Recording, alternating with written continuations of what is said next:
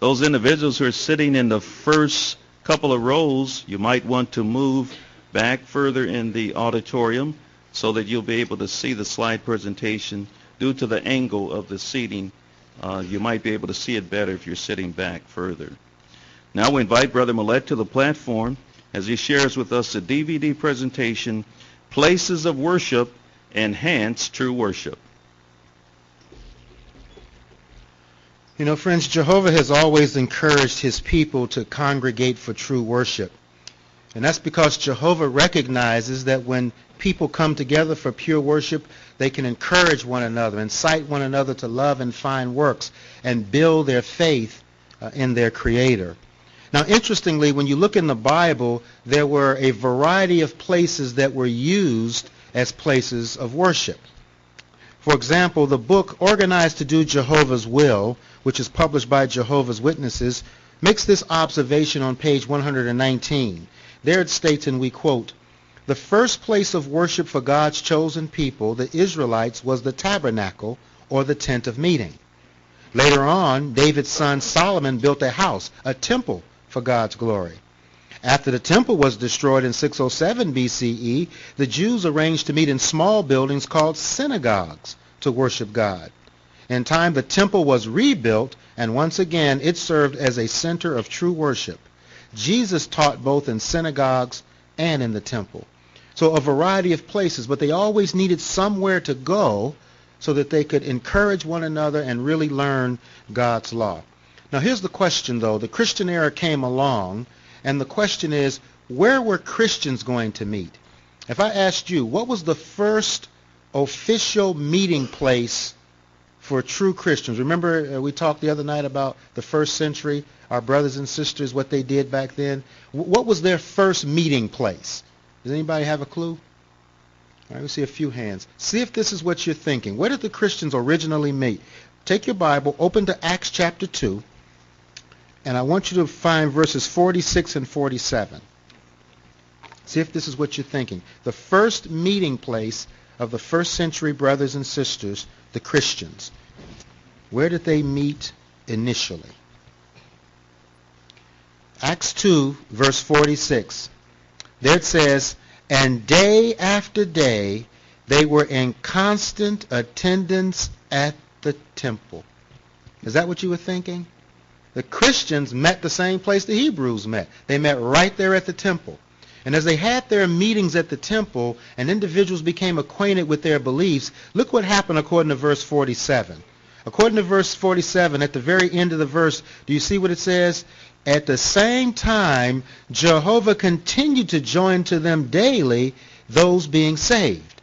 So in essence, what it's saying is they outgrew the temple. Every day, more people were coming in. Remember, 3,000 at one time, up to 5,000. Well, they couldn't all meet in the temple anymore. So now, where did they meet next? That is, the first century Christians.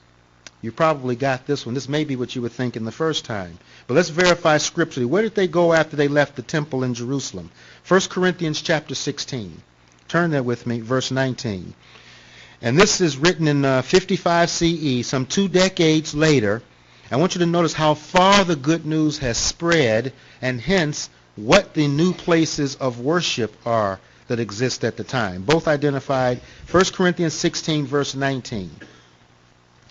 Now follow Paul as he writes to the brothers there in Corinth. He says, "The congregations of Asia," so notice how far the good news has gone, "send you their greetings. Aquila and Prisca, together with the congregation that is in their house, greet you heartily in the Lord." So the good news has spread into another continent, and now the brothers apparently are meeting in individual homes to have their meetings. Is that what you were thinking? You would be correct. But now what about in more modern times as to places of worship? Interestingly, if you look at the record of the Bible students of the early 1800s, this was something that Brother Russell, way back in 1881, wrote to the brothers in the April 1881 issue of the Watchtower. He was concerned about meetings among true Christians, and here's what he wrote in that issue of the Watchtower. We quote Brother Russell. He says, quote, "If you have no gathering of this sort," talking about a congregation meeting, let me recommend you to establish one in your own home, with your own family, or even a few that may be interested. So in the early 1800s, the brothers and sisters were encouraged, just like they did in the first century, then have meetings in your home. You don't have a place to have a meeting, but you need to have meetings. Now, obviously, they outgrew the homes of the brothers. So what happened next? Well, as the Bible students grew and as they ultimately became Jehovah's Witnesses, they began to rent a variety of places to hold meetings. They rented lodges and social halls and school auditoriums, warehouses, storefronts. They met above taverns, behind liquor stores, and in other places. Any place that they could find to meet, if somebody said they could meet there, they'd go in and clean it up and they'd have a meeting. I was talking to a brother Dennis. He said you had stuff like that in the 50s and 60s here in Cleveland. So you know what we're talking about. They rented facilities. They used what they could. But interestingly, something was beginning to happen. In 1935, for the first time ever in Hawaii, USA, a building was built from the ground up specifically for the meetings of Jehovah's Witnesses. Brother J.F. Rutherford, who was taking the lead among Jehovah's Witnesses at the time, was asked what he was going to call this new building. And here's what Brother Rutherford said. Quote him, "Don't you think we should call it Kingdom Hall? Since that's what we're going to be doing, preaching the good news of the kingdom." I think he got it right, don't you? For example, if the sign on the front of your building said Pool Hall of Jehovah's Witnesses, what would you expect us to do in here? Or what if the building said Skating Hall of Jehovah's Witnesses? What would you expect people to do in here? But when you see Kingdom Hall, then you expect to hear something about the kingdom. He had that right. So for some 71 years, since 1935, Jehovah's Witnesses have enhanced their faith by assembling for worship at spiritual instructions in kingdom halls. But now for more than 20 years, the quickly built method, which originated in the United States, has helped to accelerate the construction of kingdom halls, especially in Western and in more prosperous lands.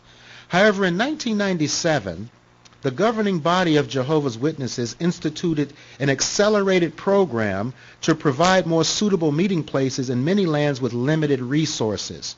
The governing body discerned that while God's people worldwide are served spiritual food at the proper time from the faithful and discreet slave, many of our spiritual brothers and sisters didn't have a proper location in which to partake of this food. So what did the governing body direct? What was to be done?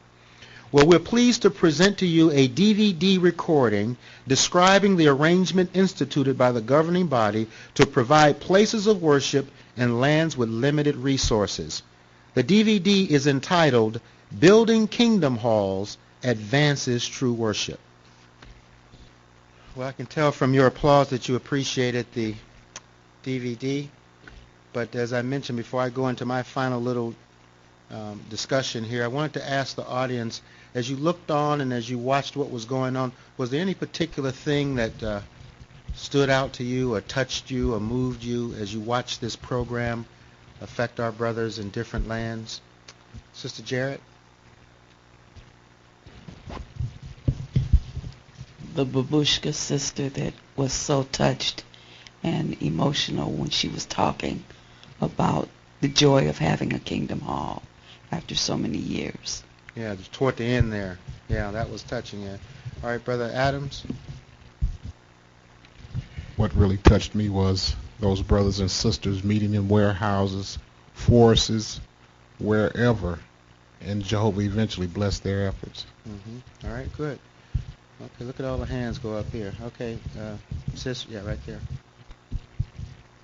What touched my heart was due to the fact that those women and the men and women was climbing with all those things up on their heads, and they was working as just as hard as those men were.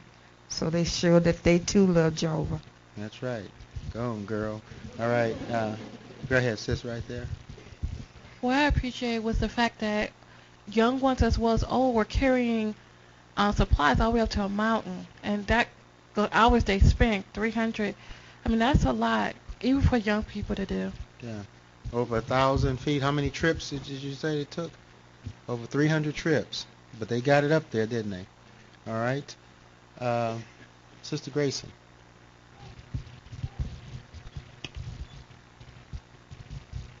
What I appreciated is the kingdom halls that was made of planks, and even though it rained and they couldn't even hardly hear, it didn't deter them from going on with their meeting. That was very touching. Yeah. All right. Oh, look at the hands keep going up and down. Oh, here, let's get over here. Here's Wayne.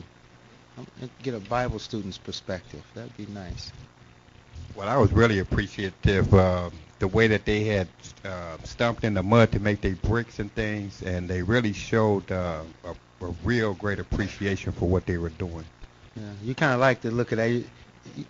I can see Wayne out there stomping through that mud. We got some mud out back. I'm gonna take you out back and see how you do. All right, where's the sister in the white right there? Go ahead. Yeah, put your hand up. Holcomb. I really appreciated the fact that they had so much unity between each other and so much love, and they gave so much of themselves as well as their time and money, and no bickering whatsoever. Mm-hmm. Beautiful. Go ahead, Brother Adams. Well, just the fact that when the brother said that the beauty of the Kingdom Hall, that's how people describe their neighborhood now. You know, when they say, "Oh, where do you live?" People describe, "Oh, I live near the Kingdom Hall." Yeah, so. Now they're not ashamed for people to say that, are they? All right, Sister Reddick. And I appreciate their desire to want to have a dignified place of worship in order to praise their God, in order to do so. Very good. Brother, I was going to try to call his name with the French name. Covassier? That's it, right? How close did I get? Not bad, brother. Not bad at all, compared to some of the things I've got. What impressed me was the organization. Well, actually, there was so much in that presentation, but the organization from the ground up and from the top down, it was one unified organization that was so completely intact that it was just absolutely airtight, and it was just absolutely beautiful how these things went. It was noticed that how the worldly people even commented on the organization of what was going. Yes, thank you. Who can tell me how many kingdom halls have been built so far under this arrangement?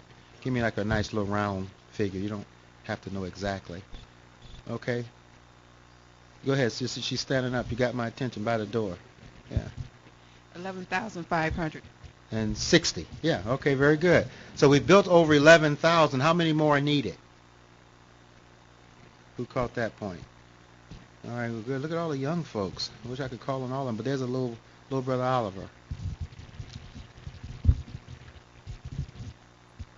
13,480.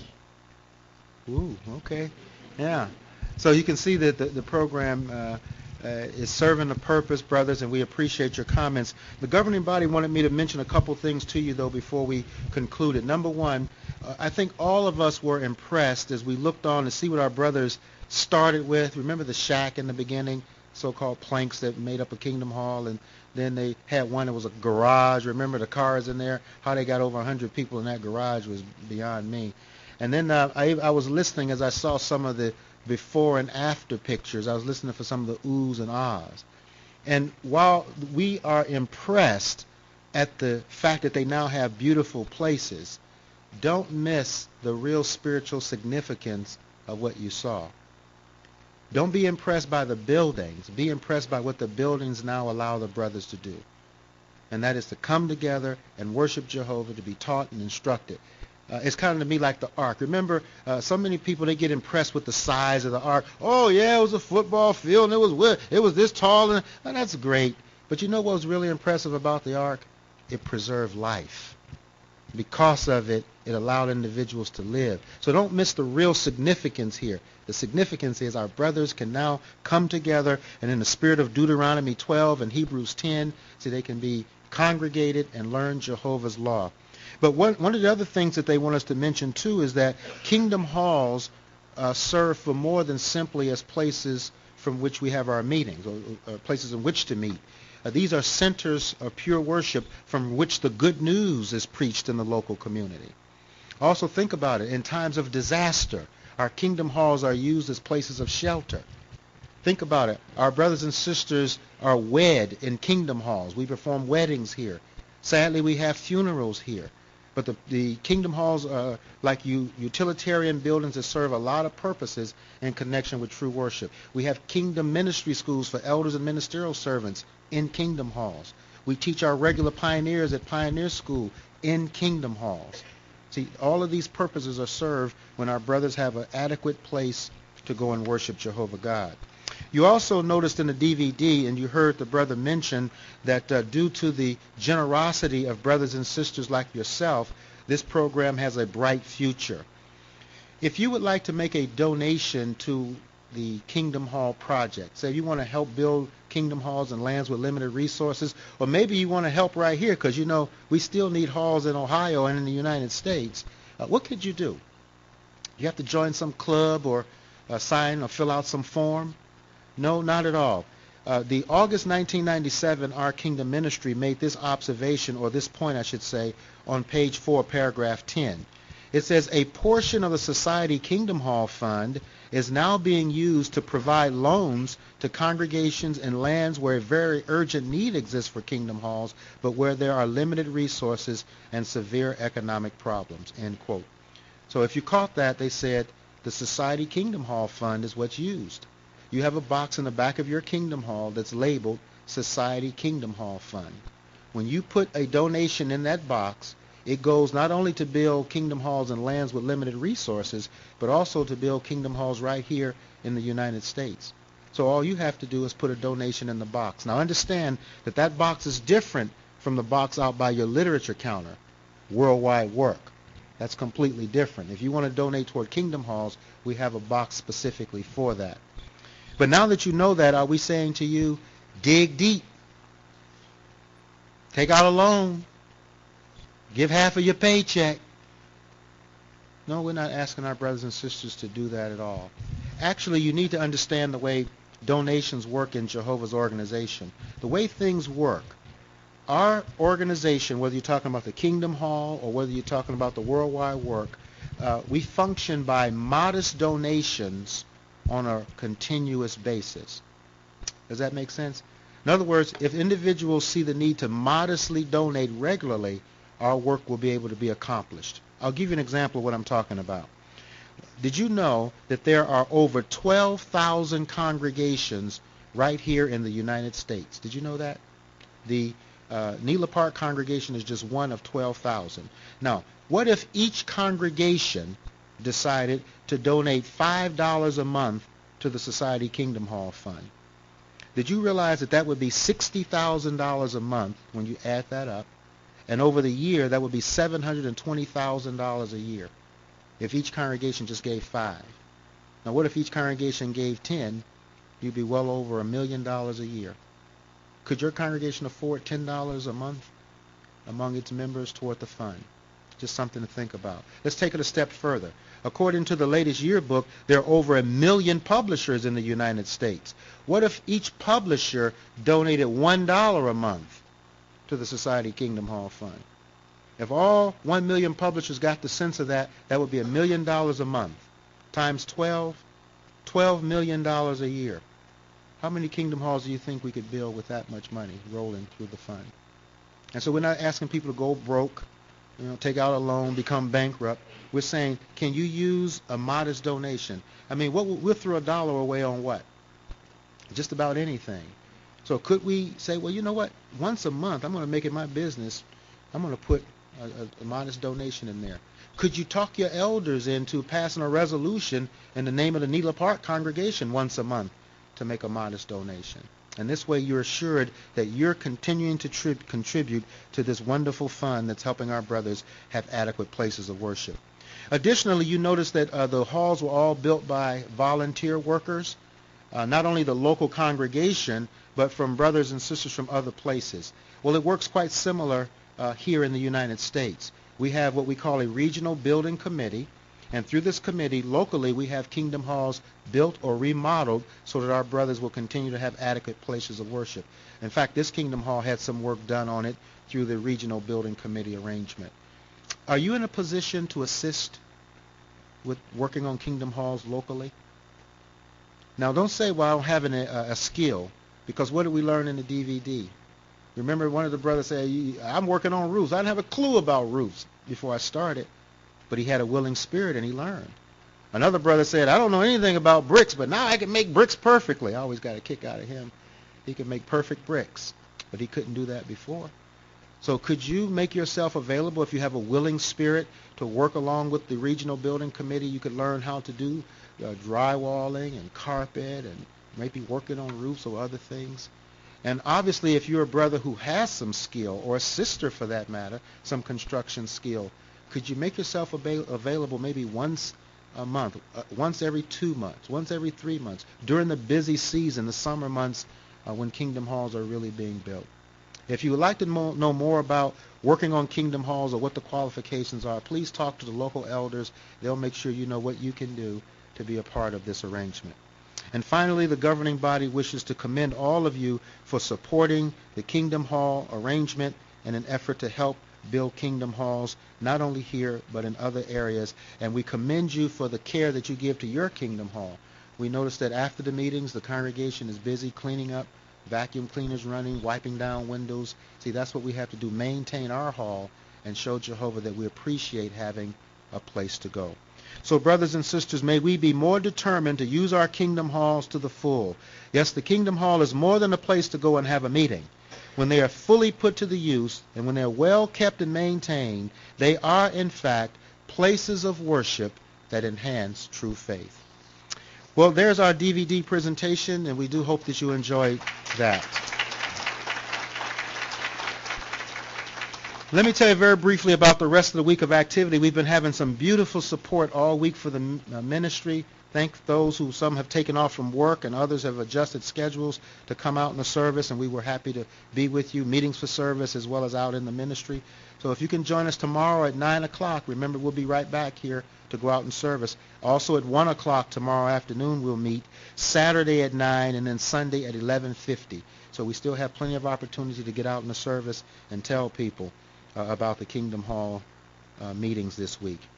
Elders and ministerial servants, brothers, don't forget your meeting tomorrow evening at 6:30.